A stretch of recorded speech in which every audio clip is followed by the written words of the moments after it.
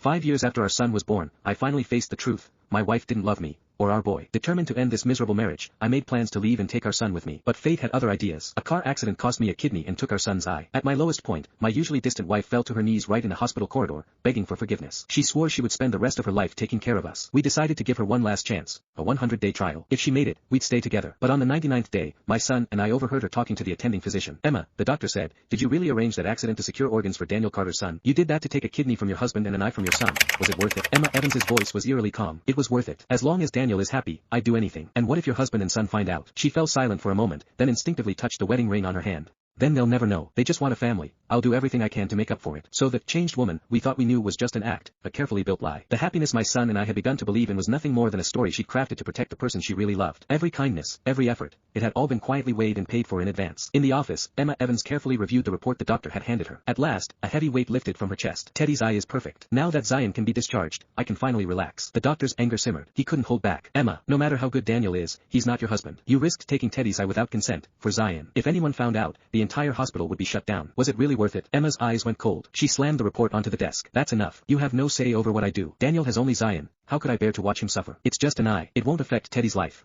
The doctor snapped, frustrated. "Emma, can you guarantee Leo and Teddy will never find out the truth? What if they learn that, for Daniel, you nearly killed them?" Emma fell silent. Then, she pulled out her phone and gazed at the wallpaper, a happy family photo. Her eyes darkened, unreadable. "They'll never know. I've hidden it perfectly." And she turned off the screen and spoke with absolute certainty. "Leo and Teddy love me." I squeezed my son's hand tight. A cold, piercing chill ran through me. I still remembered that day, the day my 6-year-old son lay in the ICU bed, staring blankly at me. "Daddy, where's my left eye? Why is it gone?" I cried until my voice was hoarse, until my whole body shook, wishing I could die just to take away the pain. I hated myself for taking my son away. I hated myself for failing to protect him. I hated myself for not being a good father. But in truth, the one I should have hated most, was Emma. My son clamped his hand over his mouth, unable to believe that the person who had taken his eye was his own mother. Emma closed the report, her voice cheerful. "Since Daniel and Zion are mostly recovered, it's time for them to return. Make the arrangements. And remember, Leo must never find out." Footsteps approached. Panicked, I held Teddy close and tried to hide, but Emma noticed us anyway. "Leo, Teddy, what are you doing here?" Emma's voice faltered. She panicked, so tense that even her breathing seemed to freeze for a moment. Teddy and I exchanged a glance, silently wiping away our tears. I took a deep breath and turned, forcing calm into my voice. "You've been taking quite some time getting that report, so Teddy and I thought we'd come find you. We got a little lost on the way, almost went the wrong way," I said. She let out a breath she hadn't realized she was holding, a faint smile threatening at her lips, until my next words froze her. "What are you holding?" "Is that our reports?" I stepped forward, hand reaching for it, though my eyes never left her face. Emma's gaze flickered, and she quickly hid the report behind her. Let's look at it at home. No rush."